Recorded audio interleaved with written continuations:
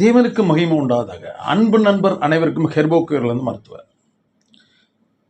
நீங்கள் பார்க்குற இந்த யூடியூப் வீடியோக்கள் உங்களுக்கு மிகவும் எளிமையாக தெரிஞ்சிருக்கலாம். உங்களுக்கு தேவையில்லைன்னு சொல்லி கூட நீங்கள் பார்க்காம இருந்திருக்கலாம், தட்டி விட்டுருக்கலாம். அதை தள்ளிட்டு அடுத்த வீடியோஸ் கூட நீங்கள் வேறு எதாவது பார்க்கலாம். ஆனால் அந்த வீடியோஸ்கள் எல்லாமே என்னுடைய சப்ஸ்கிரைபர்களுடைய நலன் கருதி, அவங்களுடைய எதிர்காலத்தை கருதி, அவங்களுடைய வருங்கால வாழ்க்கையை பற்றியும் நீண்ட நாள் வாழ்க்கையை பற்றியும் தான் நம்ம ரொம்ப தெளிவாக பேசிக்கிட்டு இருக்கோம். எதுவுமே எளிமையாக கிடைக்கும் அப்படிங்கிறதுக்காக அதை லெகுவாக நினச்சிடாதீங்க. ஒரு காலத்தில் ஒரு குறிப்புகளை பற்றி நமக்கு யாராவது சொல்ல மாட்டாங்களா? அலைஞ்சு தெரிஞ்ச காலங்கள் எத்தனையோ இருக்குது. ஒரு குறிப்பை பற்றி தெரியறதுக்காக யார்கிட்ட கேட்டால் தெரியும் அப்படிங்கிறதுக்காக தெரிஞ்ச காலங்களும் இருக்குது. சர்ச் பண்ணுறது ரொம்ப கஷ்டமாக இருந்து சர்ச் பண்ணி கிடைக்காம வாழ்ந்த காலங்கள் இருக்குது. மிக எளிமையாக ஒரு விஷயம் கிடைக்கும் அப்படிங்கிறதுக்காக அதை நீங்கள் குறைச்சி மதிப்பிட்டுறாதீங்க. கண்டிப்பாக இது மிகவும் பயனுள்ள தகவல்கள். உங்களுக்கு இது பிரயோஜனமாக இருக்கா இல்லையா, பயனளிக்கா இல்லையா அப்படிங்கிறது தெரியாது. ஆனால் நம்ம போடுறது ஒரு பதிவு. இந்த பதிவு இன்னைக்கு மட்டும் இல்லை, எத்தனையோ ஆண்டு காலத்துக்கு இது யூஸ்ஃபுல்லாக இருக்கும். வரும் தலைமுறைக்கு கூட இது யூஸ்ஃபுல்லாக இருக்கும். உங்களுடைய பிள்ளைகளுக்கு, பேர பிள்ளைகளுக்கு யூஸ்ஃபுல்லாக இருக்கும். உங்களுடைய நண்பர்களுக்கு பயன்பாடாக இருக்கும். தயவுசெய்து இது உங்களுக்கு பிடிக்கலைன்னா கூட ஒரு ஷேர் பண்ணி விடுங்க. அவங்கள சப்ஸ்கிரைப் பண்ணி சொல்லுங்க இதே மாதிரி விஷயத்த. ஏன்னா மிகவும் நேரங்களை கஷ்டப்பட்டு அந்த நேரங்களை பயன்படுத்தி அதில் சில தகவல்கள் சொல்லணும். அதன் மூலம் பல குறைபாடை நீக்கணும். பயனுள்ள தகவல்கள் அவங்கள போய் கிடைக்கட்டும். தன்னுடைய நேரத்தை தவறான யூடியூப்ல உள்ள எத்தனையோ விஷயங்கள் வேற மேல வருது. அதுக்கு தேவையில்லாத எது யாருக்கு தேவையோ அதாவது அவங்க பயன்படுத்திக்கிட்டோம். தேவையில்லாத நிறைய விஷயங்களை பார்த்து காலம் செலவழிக்காதீங்க. உங்களுடைய நேரங்கள் பொன் போன்றது. அதுக்கு தான் நம்ம திருப்பி சொல்லிக்கிட்டு இருக்கோம் நிறைய விஷயங்களை. நிறைய சப்ஸ்கிரைபர் பார்த்தீங்க அப்படின்னா நம்ம சொல்றதை ஏதோ அவங்களுக்கு கஷ்டப்படுத்துறங்கிறதுக்காக சப்ஸ்கிரைப்லேருந்து கூட வெளியே வந்தவங்களும் இருக்காங்க. வேண்டாம் அப்படின்னு அவங்களுடைய மொபைல் எல்லாம் போய் பார்த்தீங்க அப்படின்னா தேவையற்ற எத்தனையோ வித்தியாசத்தை அவங்க சப்ஸ்கிரைப் பண்ணி வச்சிருப்பாங்க விஷயத்த. அதில் எந்தவித பயன்பாடு கூட அவங்களுக்கு இருக்காது. வெறும் நேரம் போக்கா கூட இருக்கும். Time pass. நேரம் போகல டைம் பாஸ் அப்படிங்கிற ஒரு விஷயத்தை மட்டும் தயவு செய்து கையில் எடுத்துடாதீங்க. வாழ்க்கையில் நிறைய விஷயத்தை இழந்துருவீங்க. ஏன்னா நீங்கள் வேஸ்ட் பண்ணுற நேரம் போகலைன்னுக்காக நீங்கள் செலவழிக்கிற ஒவ்வொரு நேரம் ஒவ்வொரு நிமிடத்தையும் உங்களுக்கு திருப்பி கொண்டு வர முடியாது வாழ்க்கையில். நேரம் எவ்வளோ முக்கியம் அப்படிங்கிறத பார்த்துக்குங்க. அவ்வளோதான் சொல்லுவோம். ஏன் அப்படின்னு கேட்டிங்கன்னா 40 வயதுக்கு அப்புறம் தான் நீங்கள் ஒவ்வொரு விஷயத்த ஃபீல் பண்ண ஆரம்பிப்பீங்க. அந்த நேரத்தில் உங்களுக்கு ரத்த ஓட்டங்கள் குறைஞ்சிரும் உடம்புல. நிறைய பேருக்கு தாய் தந்தையர்கள் இல்லாமல் ஆகலாம், மனைவிகள் இல்லாமல் இருக்கலாம், குழந்தைகள் இல்லாமல் இருக்கலாம், தனிச்சு காணப்படுவீங்க. இந்த மாதிரி நேரங்களை நீங்கள் ரொம்ப ஃபீல் பண்ணுவீங்க. இழந்த வாழ்க்கையை நினைச்சும் கிடைச்சும் நம்ம அதை பயன்படுத்தாத விஷயங்களை குறிச்சும் நீங்கள் ரொம்ப ஃபீல் பண்ணுவீங்க. நான் இப்போ சொல்லிட்டு இருக்கிறது எல்லாமே தனிமையில் கஷ்டப்படுற ஆண்கள் பெண்களுக்காக சொல்லிக்கிட்டு இருக்கோம். வயது கம்மியாக இருக்க நேரத்தில், ரத்த ஓட்டம் அதிகமாக இருக்க நேரத்தில் உங்களுடைய நேரத்தை நீங்கள் பல வழியில் பயன்படுத்தி எதிர்காலத்தை கருத்தில் கொள்ளாமல், எதிர்காலத்தை பற்றி எதுவும் யோசிக்காமல், எல்லாம் அதுவாக நடக்கும், எல்லாம் சரியாக நடக்கும், போகிற பாதை கரெக்டு அப்படின்னு நினச்சி நீங்கள் போய்கிட்டு இருப்பீங்க. முற்றிலும் தவறானது.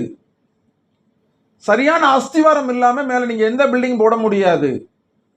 5ல் விளையாதது 50ல் விளையாது அப்படிலாம் நிறைய சொல்லியிருக்காங்க.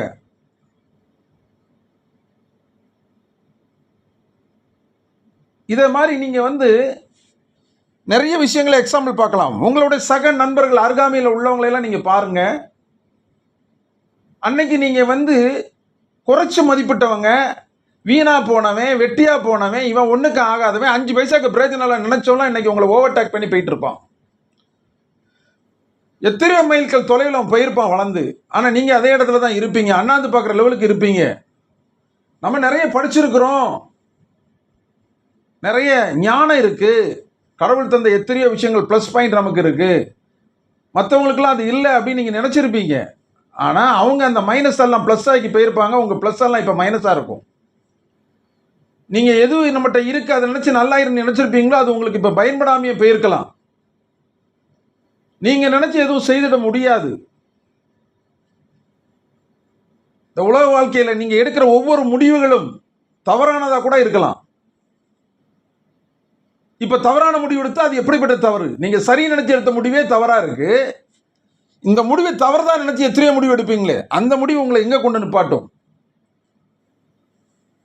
எனக்கு தெரிஞ்ச என்னுடைய நண்பர்கள் போன பாதைகள் எல்லாமே தவறா போய் தவறா வாழ்ந்து 50 வயதுல இறந்துட்டாங்க.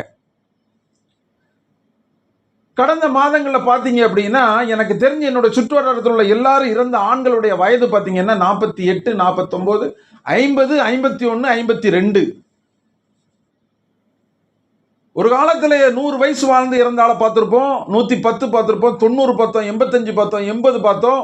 வாழ்ந்து வயசாகி கூன் உளுந்து நடக்க முடியாம கண் பார்வை தெரியாம ஒரு கம்பு ஊனி நடந்த பிராயத்தில் தான் அவங்களுடைய இறப்பை பற்றி நம்ம கேள்விப்படுவோம். நம்ம போயிருப்போம், அந்த இறப்பை அட்டன் பண்ணியிருப்போம்.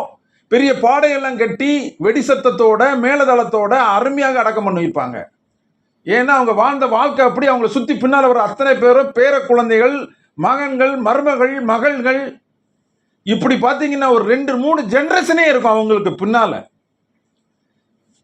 இப்ப இறப்ப பார்த்தீங்க அப்படின்னா பெத்த பிள்ளைங்க நடு ரோட்ல நிக்குது, மனைவி நடு ரோட்ல நிக்கிறாங்க. திருமணமாகி சிறிது காலத்திலேயே அவங்களோட இறப்புகள் இருக்கு. அவங்க கையாண்ட முறைகள், பின்பற்றிய முறைகள், மதுபான பழக்க வழக்கங்கள், மாதுக்கள், புகையிலை, தவறான பழக்க வழக்கங்களால அவங்க அழியிறது மட்டும் இல்லாம அவங்களுக்கு பின்னால் உள்ள சன்னதியும் சேர்த்து அழிய வச்சுட்டு போயிடுறாங்க. தாம் பெற்ற இன்பம் வையகம் பெரும்னு தான் சொல்லியிருக்கே தவிர உங்களுடைய கஷ்டத்தை அடுத்த ஆளுக்கு வச்சுட்டு போக சொல்லலை. நீங்க செய்த பாவமோ உங்களுடைய பெற்றோர் செய்த பாவமோ நின்று அவங்களுடைய குடும்பத்தை நாசமாக்கிறது. தயவு செய்து உங்க வாழ்க்கையில நீங்க திருந்தி வாழ முடியாதுன்னா திருமணம் பண்ணாதீங்க. உங்களால ஒரு பெண்ணுடைய வாழ்க்கையை கெடுத்து உங்களுக்கு பிறகு சன்னதிய வாழ்க்கையும் கெடுத்துட்டு போயிடாதீங்க. தயவு செய்து உங்களால குடியை நிப்பாட்ட முடியலையா, திருமணம் பண்ணாம அப்படியே போயிருங்க. உங்களால புகைப்பழத்தை நிப்பாட்ட முடியலையா, கெட்ட பழக்கங்களை நிறுத்த முடியலையா, மதுக்கு அடிமை ஆயிட்டீங்கன்னா நீங்க அந்தால போய் சேர்ந்துருங்க. தயவு செய்து வீட்டில் தைரியமா சொல்லுங்க, எனக்கு திருமணம் வேண்டான்னு சொல்லுங்க.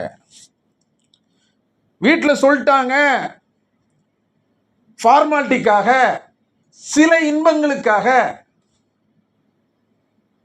இந்த சமுதாயத்து ரீதியாக சமுதாயத்துக்காக திருமணம் பண்ணி தயவு செய்து யாருடைய பாவத்தையும் சம்பாதிச்சு வாழ்க்கையை அழிச்சிடாதீங்க. எனக்கு தெரிஞ்ச ஒருத்தர் கேட்டிருக்காரு, நான் சம்பாதிக்கிறேன், நான் சாப்பிட்றேன், உனக்கு என்ன அப்படின்னு மனைவி எல்லாம் பார்த்து கேட்டிருக்காரு. அந்த மனைவி எங்கள்கிட்ட சொன்னாங்க, கல்யாணம் ஆகி பிள்ளைகள் இருக்குங்க, வீட்டு செலவுக்கு காசு தரல அப்படின்னு அவர்கிட்ட கேட்டால் அவர் சொல்கிற வார்த்தை எப்படி அப்படின்னு. நான் சம்பாதிக்க நான் சாப்பிட்றேன்னா உனக்கு எதுக்கு பொண்டாட்டி பிள்ளைங்கள்லாம்? நீ கல்யாணம் பண்ணாமே இருந்திருக்கலாமே. கல்யாணம் பண்ணால் நீ சம்பாதிக்கிற எல்லாமே உன்னுடைய மனைவிக்கும் பிள்ளைகளுக்கும் தான். அதில் ஒரு % தான் உனக்கு. அது நீ எத்தனை ரூபா சம்பாதிச்சாலும் சரிதான். உன்னுடைய பணத்தை நீ ஷேர் பண்ணி குடும்பத்துக்கு செலவழிக்க முடியல அப்படின்னா நீ திருமணம் பண்ணியிருக்காண்டாமா இருந்து.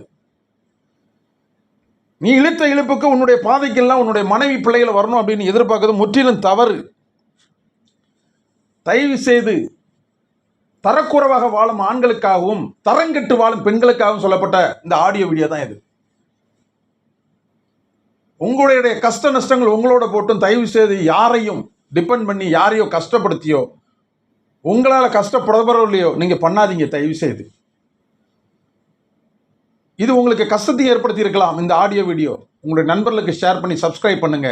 இதே மாதிரி உங்களுடைய நண்பர்கள் நிறைய பேர் இருந்தால் அவங்களுக்கு சொல்லுங்க, இதை கேட்க சொல்லுங்க, பயனுள்ள தகவலாக இருக்கும்.